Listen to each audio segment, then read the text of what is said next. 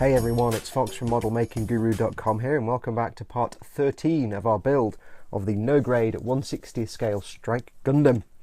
You may notice the sound is a bit better this time. Finally invested in a microphone.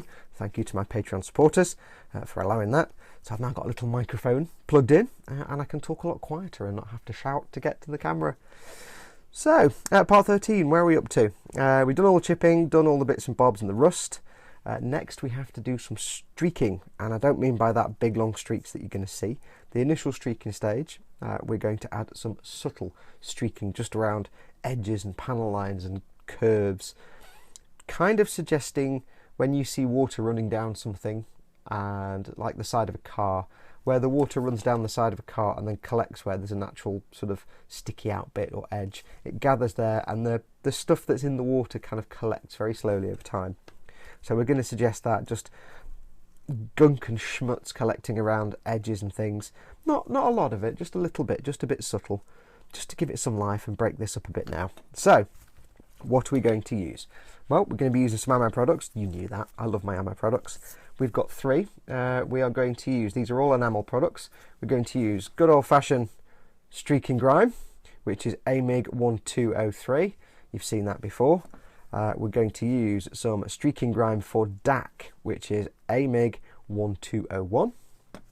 And we're going to use some Engine Grime, which is AMIG 1407. It's not specifically a Streaking Grime, but it works really well. So what we're going to do, I've got a piece of tissue off to one side to put these on, because like the other products we used, these are going to get really messy. They tend to come out of the bottle and dribble everywhere because I'm clumsy. So yeah, make sure you put a piece of tissue down. Going to use a few brushes. I've just got a nice round tip brush to put the grime on, and I've got a couple of brushes I'm going to experiment with for taking the grime off and fiddling with it. Just soft and kind of not particularly round or anything else, just brushes I'm not too fussed about. We're also going to need a little bit of thinner, like in the last video. We're going to use 2 little pots of thinner, one to be the brush cleaning thinner and one to be the thinning thinner. That's going to stay clean. And as before, we're just going to use, I'm using some low odour thinners, which are just designed for oil paint, but they work just as fine for enamels. You can use enamel thinners, like I said on the last video. Some people use lighter fluid and terps and things like that. Terps and things like that stink, so I would avoid those anyway. Just low odour thinners, artists oil paint thinners are absolutely fine for enamels, or you can get low odour enamel thinners. MIG do some as well, but I just go and get a bottle of it from the art store. And we're going to need the pieces. So let me go and get everything ready, and we'll start doing a little bit of streaking. Back in a moment. Right, okay, I've just been listening back to that first bit I recorded, and I'm still trying to figure out how loud I can actually talk on this microphone, so forgive me if I suddenly go very loud or very quiet. So anyway, let's get this done. We are going to start first on the white parts. We are going to use Streaking Grime for DAK. It's a nice sort of bluey grey colour. Now remember what I said before when I was using the other products, the pin washes. These need to be really well shaken, but if you shake them you're going to get all the bubbles in the world. So what you really want to do is get yourself your stirry stick of choice. In my case is my little clay sculpting tools. Then move your brushes away and try not to spill the thinner, that'd be good. Oh yeah, I'm quite liking this microphone. It means I can just talk quietly, like you sat right here with me. All good friends teaching each other how to do dumb shit, basically. And give it a good stir. Try and really, try and really get the stuff up from the bottom. Enamel products and lacquer products are similar in that they really do sort of separate out if you leave them for a while. So give it a good stir. Gotta tell you, I've got used to the smell of enamel paints and enamel products over the last few months. So I don't really smell it now anymore, which is cool. So I'm just making sure I get everything from the bottom. So we'll just put that to one side. And now, what we do is very simple. If you take the brush, which is that brush, if you take the brush, and this may not make sense at first, but it will once we've finished. What I'm going to do is I'm going to put some subtle streaking. I think we're going to do it on camera for a start. Put some subtle streaking here. Remember what I said about the water coming down, and it's where stuff collects and gathers. like stalactites. They collect and gather. So say, was it stalagmites? I don't know which one. So water comes down, gunk accumulates here, and it kind of piles up, so you get that little sort of fade and shade. You could do it on this side, it doesn't really matter, but I'm going to stick with my ethic. So I might do a bit on this side, a bit here, and I've got different plans for that. I might do some at the bottom here as well.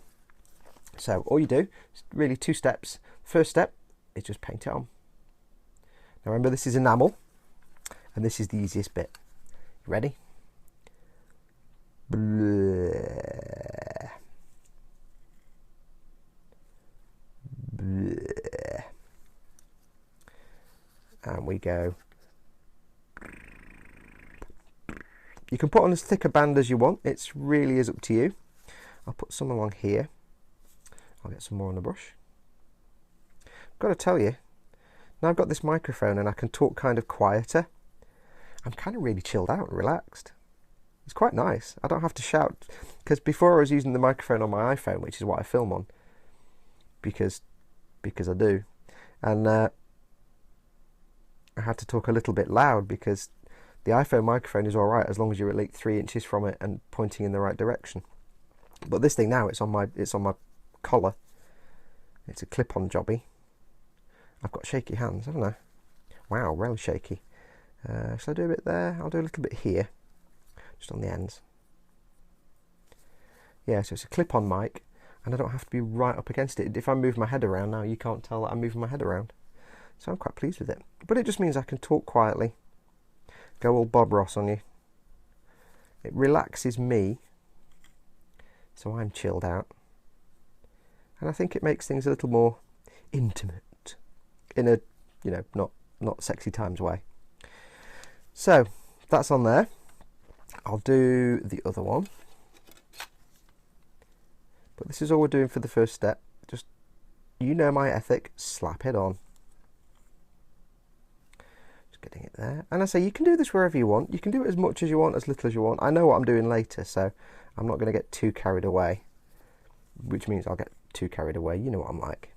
Every time I say, I'm not going to get too carried away, my brain just goes, hey, Shenanju Stein. And then the other part of my brain goes, yeah, there is that.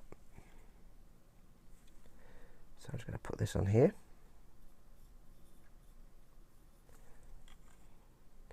Now, I'm going to be honest with you, and this is how honest I am with you. I've been looking at this kit and I've been doing it. And the idea with this kit was I get it done, I get a video series filmed. I wouldn't go too to town on it because I just need to get it done and sold, because as I've said many times before, this is my living now, doing this. YouTube doesn't pay a vast amount of money. I do have the absolute brilliant support of my Patreon supporters. I'm trying to put this back together by moving the paint off. But yeah, so what I'm making, I'm selling, and that's where I need the money to come in. So I'm like, I'll just get a few bits done, I'll film it and it'll be great. Yeah, and now I'm doing like the whole weathering, and it's like, I'm an idiot. I can't even do a simple paint job. So I'm just going to clean this brush off. I'm going to do all the other parts. I'm just doing these two for your video demonstrazioni. Sempre que bella bambina. Yeah, I don't do Italian, not like I do German, because German is richtig. Right, so I'm going to leave this for about 10 minutes. 10 to 15 minutes. I can leave it for about 10 minutes. And when we come back, I'll show you how to now make that into streaking. Right, so as you can see, these have all been done now. I've gone ahead and done all the other white pieces of the armour, apart from the white parts on the foot, and I've forgotten to do the knees. Duh, I'll do those in a minute. But I've done the rest of the parts, so let's go ahead and show you what I'm going to do. This is the paint. It's had about 10 or 15 minutes just to dry a little bit. Now, enamel paints, you need to leave them 24 hours to fully dry, but we don't want that. We want them just to be dry to the touch. So, what do we need? We need our other brush. I'm using this rather wide flat one. You need to make sure it's got a real splayed out end, because you're going to be benefiting from all the individual fibres. You don't want it to be pointy, so just scruff it around on a bit of tissue. And we're going to need our clean thinner. So what I'm going to do is I'm going to dip the brush in the thinner, and I'm going to get most of that off on the tissue. I want it to be damp, not wet. So all we're going to do is we want to suggest that stuff is building up around the bottom here. So we need to fade it from the top. So we basically need to go in reverse. So the easiest way to do that is dead simple. Take your brush and very, very lightly, just start wicking away at the edge. I'm almost putting no pressure on at all. And I'm kind of making a fan shape like that if I can. Go more towards the edges. Now don't worry about it streaking up the side, that's absolutely fine. Take a bit more of the thinner off. So I'm going to basically drag it up the piece like this. And then I'm going to go from the other end, if I can get my hand around it, and I'm just going to go backwards. And what you can see is it drags the streaks back down again as I knock the camera. And I'm just going to basically wick away. I'm going to get some more thinner on the brush. Again, get most of the thinner off. And go back in again. Do it on camera, dear. So what I'll do, now I've got this streaky bit here that I don't want, I'm just going to try and get that off first. So a bit of pressure and just dab at it. That takes all that excess off. Scrub it off on the tissue. Again, the brush is still damp and that's what I want. So I'm going to go back in again and wick away. Again, I'm not fussed that I'm dragging it up, it's streaks that I'm looking for. So that's quite cool. Get some thinner on the brush. There's too many wires on this from this camera, I keep getting the brush caught on all the wires. And then this bit here I don't want, so I'm just going to dab at that and get rid of that. And then as I get towards where I do want streaks, just go a lot lighter. I'm almost kind of going, I'm almost not touching it. So. And then I'm just going to tweak these a little bit because I want the streaks, remember the streaks need to go in the direction of flow, so if water's running down this shin it's going to go that way, and all I'm trying to do is get this effect where it builds up towards the bottom, so it's heavier at the bottom and fades out towards the top, and that is about what I want really. That's kind of what I'm looking for. I can just go backwards a little bit just to break it up slightly. Now if you leave this for too long, it's obviously going to get harder and harder to do this. So I say about 10 minutes, 15 at the most. But that's the effect I'm looking for. Just streaks that go down from the top to the bottom and it gets darker. And that's it. That's as complicated as it gets. So I'm going to go off and do the rest of the armour. As I've gone up the armour, I've done less and less. So on the legs, I kind of did a bit here, because the leg goes like that. On here where gunk would accumulate, and around this little lip here, and I'll fade that in. For this bit it'll just be like a little line of shade rather than streaks. You can use it to make streaks like these, like we've done on this piece of the shin, or you can use it just to make a shadow to suggest a panel line. So for example on the arms, if I can find them, on the arms, this is the bottom where the hand goes. I've put some there and I've put some here. I've not been careful, just stuck it on. And what I'll do is on these ones, I won't make streaky effects so much. If I do streaks, because the arms go like this, that's the top and that's the bottom, I'll do it that way, because that's the way the water flows. And again here. But what I might do on these bits here is not maybe suggest streaks, but just do what I've done on the leg, but also do a bit of dabbing like that, just to fade it, so I get more of a shading effect, almost like post shading, a bit of a shading effect round the edge, just to emphasise where the other panel goes here. There's another piece of armour there, and it'll just emphasise that panel gap. What else did I do on the skirts? I went quite minimal. On the back skirts I did a bit here, and a bit here, just around the edges. And what else did I do? Some other bits and bobs on the feet, on the ankle guards. I just went around the bottom of the ankle guards, as you can see there. I'm going to be using other colours on those, because the bottom of the shins and the ankle guards are going to be using a darker colour for the same thing again. We'll use some engine grime for that. So I'll go off and get the rest of all this done, and when we come back we will go and do some. I need to do the same on the red and blue parts. With the red and blue parts, what I'm going to do is exactly the same, so I won't show you, exactly the same as we've done here, but I'm going to use a darker colour, because it's a darker colour paint. So the streaking grime for DAK works really nicely on the whites. The red and blues I might just use straight up streaking grime, because that's a little bit darker. So I'll go off and do that, and then when we come back I'll show you using engine grime on the feet and the ankle shin guard things, because we're going to go a bit darker down there, just a bit more excessive. So let me go off and do all these, and when we come back I'll show you that. Back in a moment. Okie dokie, right, so that's those first streak coats drying. You need to leave them 24 hours between any enamel weathering step, just so it can dry, so that the next layer of weathering using enamels and the same thinners doesn't disrupt that layer. So what I'm going to do in the meantime is just do a bit of work on the inner frame. If you remember, we painted this with the Mr. Metal Metallic colours, not protected at all because you can't really gloss varnish over it. I haven't tried using Alcad Aqua Gloss because I haven't got any. Some other people, I know my good friend Tony over at Helgen35 tried some Pledge Multi-Surface Wax / Clear over this, and it just ended up looking like plastic. So yeah, we're just leaving it unprotected. So that does limit what we can use. So what we're going to be using is some Ultimate Weathering Wash Dark Dirt. This is basically just, well, I mean, it's not just clay and water, but think of it effectively as a clay and water and some pigment wash. So what I need to do is give this a good shaky first. Now this stuff will separate out in the bottle. Now you can just shake it vigorously like these enamel paints, no problem in that, but it will get millions of bubbles again. So what I'm going to do first is just stir the living poop out of it, because you really have to work hard to get all the goodness out. And I'll try not just to show a picture of my hand. I'm wearing gloves because, as I said, this stuff isn't protected, this paint, so if I don't wear gloves, I'm going to just get hand jam all over it. Sorry, all you see there is my hand, basically. I'm just going to get hand jam all over it and then ruin the finish. So let's keep stirring. I might give it a bit of a shake, just a little bit. Right, but it's just a bit of a thing. You get millions of bubbles and then it just becomes a living nightmare to actually know if you've got any of the wash on a brush. Now this couldn't be simpler. It's water based, like I say, so removing it's going to be a doddle, and because it's water based, it's not going to interfere, hopefully, with the paint. So what I'm going to do is load my brush up and do a bit of this.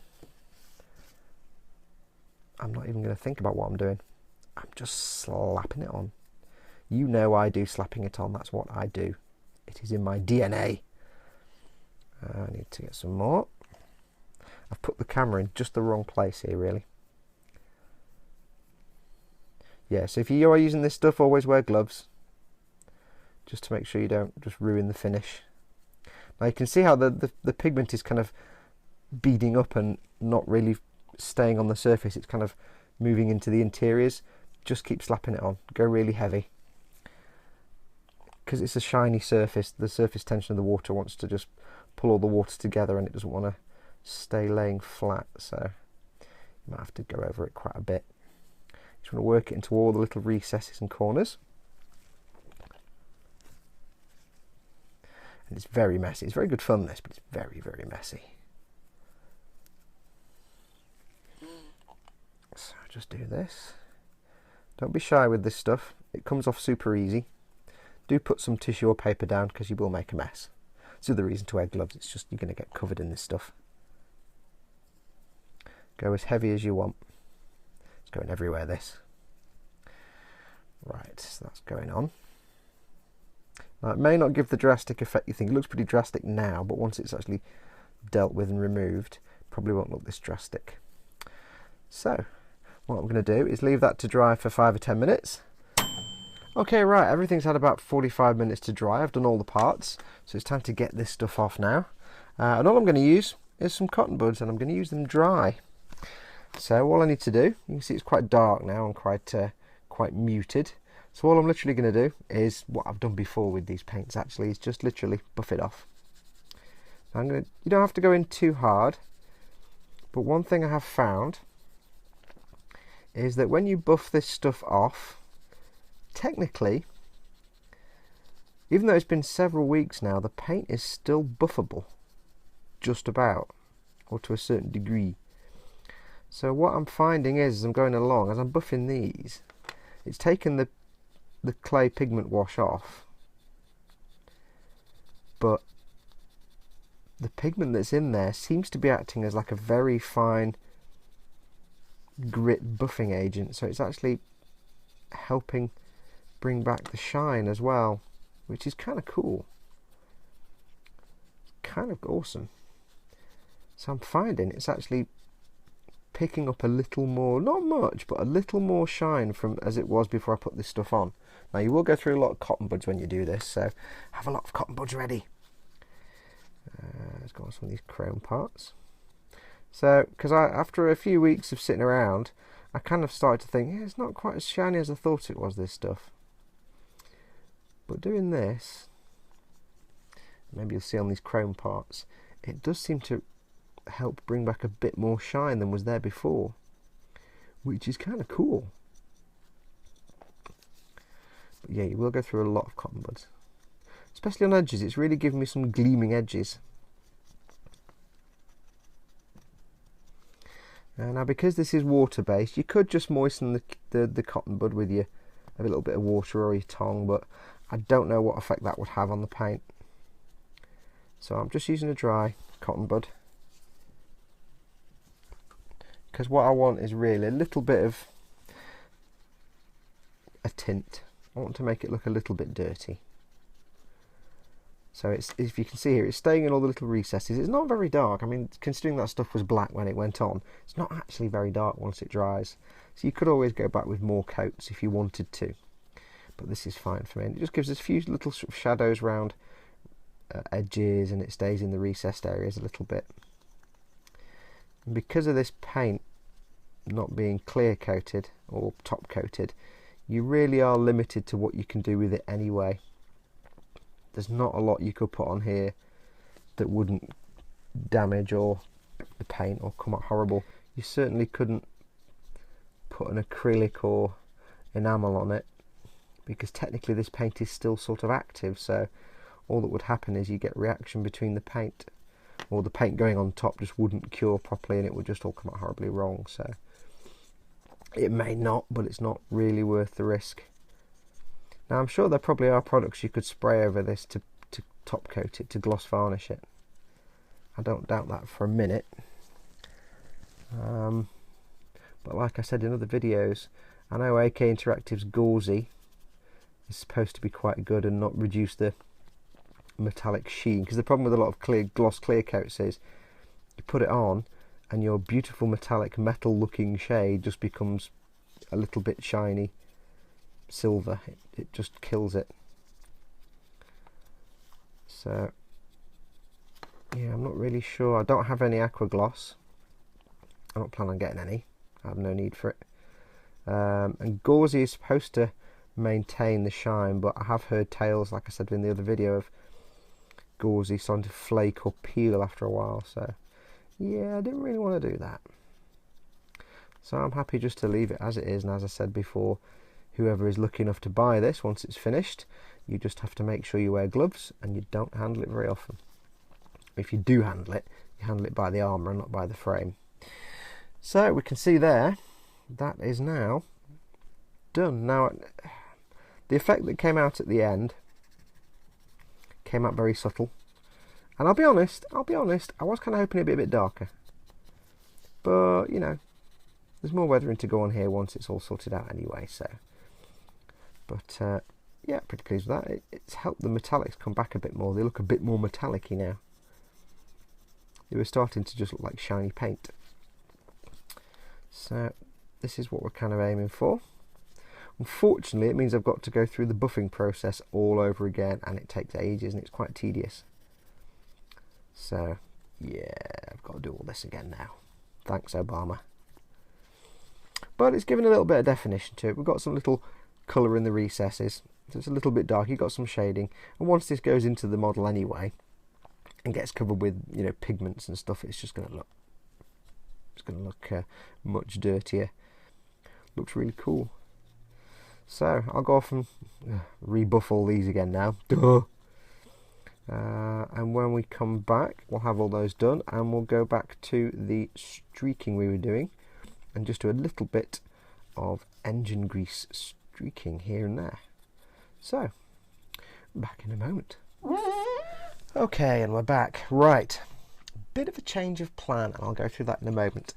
However, off camera, what I've done is I did some more streaking. I basically got carried away and forgot to film it. Yeah, told you I get carried away with weathering. I added some Engine Grime AMIG 1407, which is kind of that colour. Added some Engine Grime, only in a few select places, to the white and red parts of the feet. I don't know why I said white and red parts, because they're all white and red parts. So I did some more streaking. I put a line of the grime here, and a line along the bottom here, and around the top, and underneath as well, just to give it some streaks. Doesn't really show up on there, but it's going to be covered in dirt anyway. Did it on the bottom of the legs, just on this part, didn't go up any further. And I did some on the shin armour. You can see there, just on the bottom. And it was exactly the same technique as the other streaking grime I showed you. Put it on, let it dry for 10 or 15 minutes, wick it away with the brush moistened in thinner, and that's just to give a slightly different colour and a bit more streaking and weathering to some of these lower parts, because these are the parts that are in contact more likely with earth and ground, so I wanted to give them a bit more. And these will get wet because they're walking through puddles and lakes and things like that, so I wanted to give them slight more variance in the colour. And you can see the streaking grime has made the rust chips come out a bit darker, and it also helps everything blend together a bit. This has gone from white with dark chips on it to sort of grubby with dark chips on it, but it seems to make more sense. And we've got more stripes and streaks here on the side.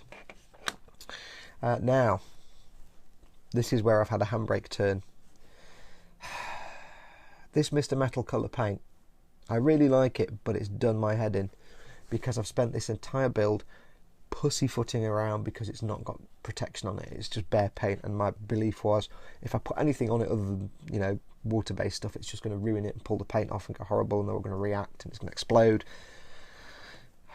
So I've got to this point, and if you know me from my videos, you know that I do get very easily bored with builds, hence the Master Grade Unicorn going back in the box, because I just got bored of it. It didn't give me any fun anymore. With this, it's not got to that point yet, but it's severely testing my patience, because I'm having to pussyfoot around. I can't do what I want to do to the armour, to the inner frame. And I'm putting all this weathering on the armour, and the inner frame is going to be sparkly and clean, and it's going to like, it's not going to work. It's going to look stupid. So I pressed the fracket button, basically. I've done some tests on the metallic parts because I'm fed up with it now. I'm fed up with this, what I think is a delicate fussy paint that I have to pussyfoot around. I've done some tests. I put some enamel paint. These are bits that you're not going to see. I put a dot of enamel paint on there, streaking grime, no reaction. I put some of I tried some of the water-based clay ultimate washes on there, again, no reaction. I tried water-based clay wash again there, but I scrubbed it with the Q-tip, with the cotton bud, no reaction, the paint didn't come off. And last of all, I tried some heavy chipping fluid, and again, no reaction, didn't come off. It did make it a bit fuzzy-wuzzy, not quite as shiny, so that one's not perfect. And I also tried just some bog standard water and scrubbing it with a brush on here where you're not going to see, and it had no effect whatsoever. So this stuff has been sitting for like 4 or 5 weeks now, so I've made a decision. I'm going to get this part painted up. This has been left unpainted and masked off because it's going to be the Mr. Metal Chrome Silver. I don't know why I left that bit masked off. I've got no idea, so I'll just leave that. I'll put a wash in there. These bits I'm going to brush paint. I might brush paint them with the Chrome Silver Mr. Metal, or I might just use normal acrylics. I'm not sure yet. And then what I'm basically going to do is, once they're done, get a wash on them. Everything's going to be matte varnished. I've matte varnished a big chunk of the armour. I wasn't going to do that, but I am now, because the white's come out to a certain degree where it looks dirty enough. I was going to go over with a filter, and that would have matted the surface down, but I don't need to. It's where I want it, so I'm just going to matte varnish it. Get everything matte varnished, the armour, assemble it, and then do some more last bits of weathering using streaking grime and the other grimes to either just airbrushed on to give some dark dirt and dust areas, or airbrushed over a chipping coat and then brush back in some places just to give that kind of spotty chippy look. And then we'll go into powders and pigments, because it really has, this stuff really has kind of just dragged me off all over the place, and I've been to the point where I'm trying to make decisions and I'm thinking, oh, I can do this, oh but wait, I can't because I've got to do so I've got kind of fed up with it. So I'm just saying, frack it, build it. If some of this gets covered in matte varnish, if some of it gets covered in, because I'm going to use the enamel streaking grime sprayed over. It doesn't affect it when I brushed it on in a big amount, so spraying it on probably won't have a problem. It does mean that some areas will have matte varnish over them, because what I'll do is, once I've done the pigments and powders, I'm going to sort of seal them in with a light varnish. I don't want to risk, again, it's the problem with this, I don't want to risk the pigment fixer on this stuff, because it's like strong alcohol and that might take the paint off. I haven't tried it, I haven't tested it. So yeah, I'm not going to, so what I'll do is I'll get all the pigments and powders on, I'll do a very light misty coat over the bits that have been powdered and pigmented to hold them in, so it's not going to damage this paint. So it means that in some areas this may have some matte varnish over it, but that's fine. I'm suddenly realising if this was a real thing and this was real bare metal, some of that would look dirty and matte. So there'll be some shiny bits, there'll be some matte bits, because I need to just get this done. This stuff is really causing me problems. So what I'm going to do, I'm going to get the feet and these bits I've shown you today matte varnish, because they're the only bits of armour that need matte varnishing. Then when I come back, I'll show you masking off this bit and painting this. I might not show you painting it, I might do. And then we'll wrap this episode up, and in the next episode we'll get the thing built and we'll crack on with the last bits of weathering. One other thing I have done is the head, but I'll show you that a bit later because it's just drying at the moment. So let's hope this gets me out of this funk that I'm in at the moment, because it's got to that point where I really am like, I just want to stop, because this stuff is making my life hell. If this was just normal dry brush, say chrome silver and gunmetal and stuff, I'd have just gloss varnished over it and built the whole thing and worked from there. It's not, and that's why I've had to pussyfoot around. So rant over. Let's go and get those matte varnished. I won't show you that. It's just literally, I'll show you what I'm using. I won't show it because I know it's, you've seen me airbrush, but it's just Ammo from MIG matte varnish, AMIG 089, which is overexposed. Literally, put it in your airbrush it on, one mist coat, give it a blast of air, another coat, and that's it. You don't need to thin it. So I'm not going to show you that. So I'll go off and I'll start masking this off. So give me a second, I'll come back and I'll show you a way to mask off these crisp edges. Back in a moment. Right, okay, let's get this puppy masked off. So we want to paint all this, the Mr. Metal Chrome Silver, but not the blue cowling. So I'm going to use my Tamiya masking tape. This is the 18mm size to start with. So we have some interesting edges. We have here this edge here, and then it moves up, and there's a little, do it on camera dear. There's an edge here, and then it moves up, and there's a little bit of the thruster showing out from the corner. And we have this ledge under here and this little internal edge here. So I want to mask off this edge basically, and maybe this little bit here. Let's do it here. So put the tape on, push it down with your nail, push it flush with the edge of that bit of fairing there. Take yourself a cocktail stick or anything that's, let's see if I can find a better piece of wood. There you go, one of my skewers.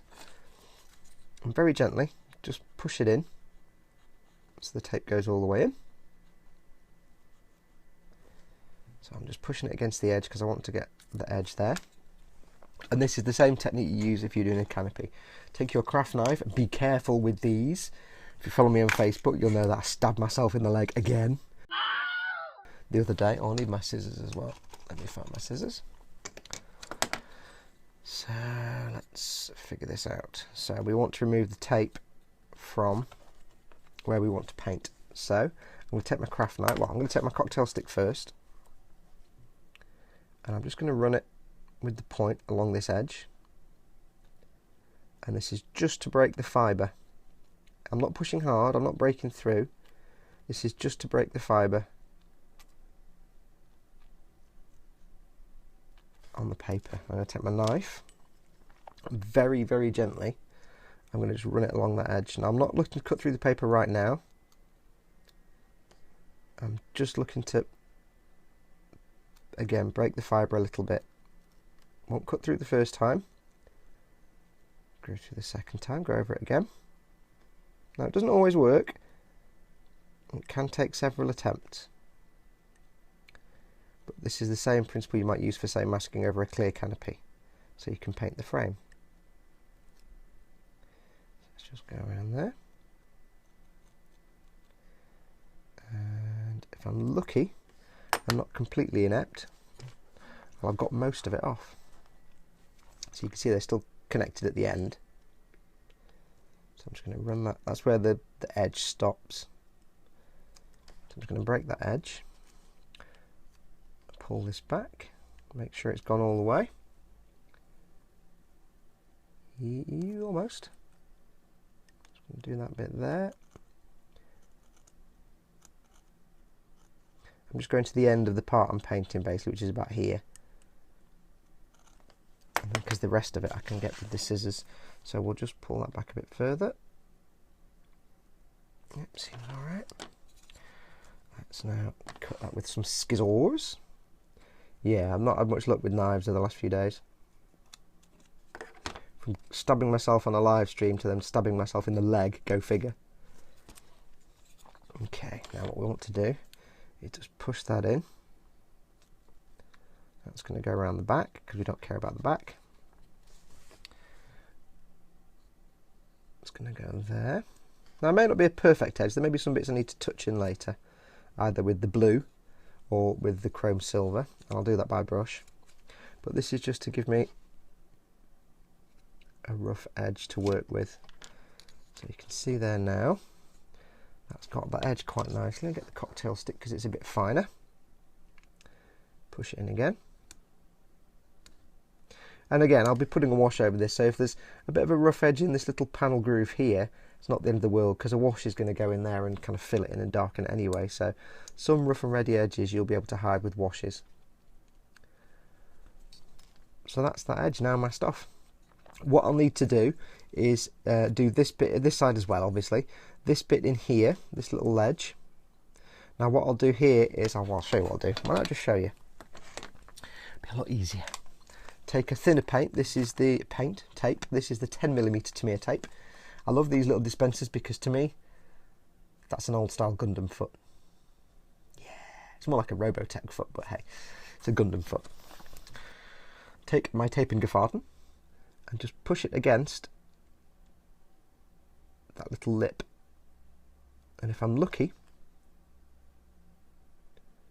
it should match perfectly. You can, if you don't push it down fully all the way, like when I was doing stickers on other kits, if you just put it on loosely, then you've got a little bit of room for manoeuvre to wiggle it round. Flatten it down with a piece of something. You can use your thumbnail or whatever you want to do. I'm just trying to get it flat, flush to the edge, and then that can just go over there. I'm not pressing that down heavily because I don't want to risk pulling varnish or paint or decals off, so it's just going on loosely. That is now there, and all I'll do is I'll repeat that step there and there and there, and on this bit I might have to cut a little piece to fit that inside. I mean, that's kind of covered a bit of it, but I might have to cut a little triangle that I can put in here, like a little 90-degree angle. It's about 93 degrees, he says. I've not used my triangle of mathematics. So let me go and get this masked off, and then we'll call it quits. So, back in a moment. Okay, right. Finally, something's gone right today. This has now been painted. It's a little overblown, but that's because I'm going to have to take this off, so it's going to be dead dark if I don't. This has now been painted with the Mr. Metal Colour Chrome Silver. You can see it is sparkly and looks like a cheap metallic paint, but we'll be buffing that shortly. Okay, let's do this. Now this is kind of the fun and the terrifying bit. I need some scissors. So let's get this off. Let's get it off. Oh, it's like Christmas. This is the bit I love. Well, I kind of love it. It usually goes really, really well, or complete ass. And this is where you find out which one you've got. It could be a Nintendo 64 in the box, or it could just be a box with like a handheld game in it. It could be the worst Christmas ever, you never know. I'm all excited now. So yeah, I got those interstitial brushes and I was dead happy. And something's gone right today, finally. Yay. So we'll now find out if that trend has been bucked by this masking. So how are you all today anyway? Hope you're all well. I don't often ask you how you are. I know it's a one-way video, but yeah, I hope you're all well. Hope you're having good times building your things, whatever you're building. Okay, right, so we're getting to the crux of the matter now. Now, when you're taking tape off a model, if you want to avoid ripping the paint up, never pull it up like that. Never pull it like this, because you'll yank it off. Pull it back on itself like that. That's how you take masking tape off. Now, I did actually do this on the back of my hand, and it is Tamiya tape, so it's unlikely to pull off. Oh, look, it pulled the decal off. Well, that's just ass. Oh. And that was matte varnished. Well, I'll have to replace that. I've got another one. I'll have to replace that decal. That's really weird. That's strange how it's pulled the decal off, even though it was matte varnished. Okay, moving swiftly on. See, happens to me as well. Now I've got to be kind of careful now. I need my tweezers. So we're going to try and get this tape off. I want to avoid scratching anything. I also want to avoid pulling any more decals off, because that will kind of suck. Well, it's the first time that's ever happened, a decal come off from underneath varnish. I must have somehow missed varnish on that area, or something, I don't know. And that was lightly tacked tape that I did on the back of my hand. So, happens to the best of us. Oh, my neighbour's house alarm is going off. That's going to be brilliant because they're probably out. So it's going to do that all damn day. Never understood the point of house alarms. Because, what is the point? Give me an example of when a house alarm has gone off and a neighbour has run round or called the police and said, hey, there's a house alarm going off, major panic, somebody might be breaking it. No. People just curse and swear and ignore it. A bit like yappy dogs. Nobody ever takes any notice of yappy dogs. They just curse and swear and wish them ill. Well, at least I do anyway. Okay, so let's try and get this round. I'm guessing this is riveting viewing. I'm nearly nervous now about these decals.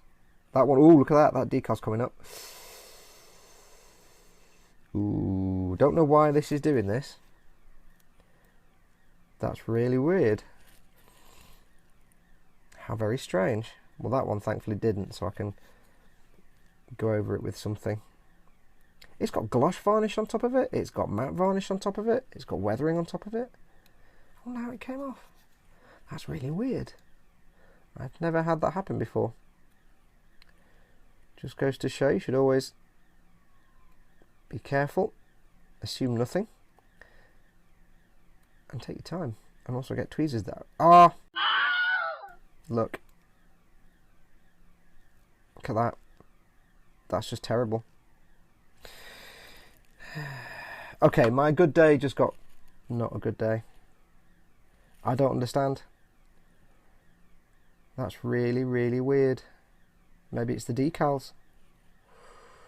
I'm going to have to somehow now get that decal off and replace it. Or put a big chunk of weathering on there. Well, that's just ass. But it just goes to show it can happen to anyone. Well, it was a good day for a little while anyway. I was having some good news. Oh well. See what I can do to resolve. It's going to pull more off, isn't it? Yeah, I think it's the decals. Look at that. I think the decals are probably crap. Ouch. Okay, well I'm going to have to figure out some way to resolve that issue. And that one. I think I've got another one of those little round ones. Oh well. Anyway, let's not dwell on that. I'll figure something out. Give it a go. I'm hoping it comes out nice and silvery metal and not just like a sprayed. Because when I did the other one, the other parts, and I buffed them, I'd actually brushed it on. This is the first time I've airbrushed this stuff. So I thought it's worth showing. Hoping it goes a bit less grainy.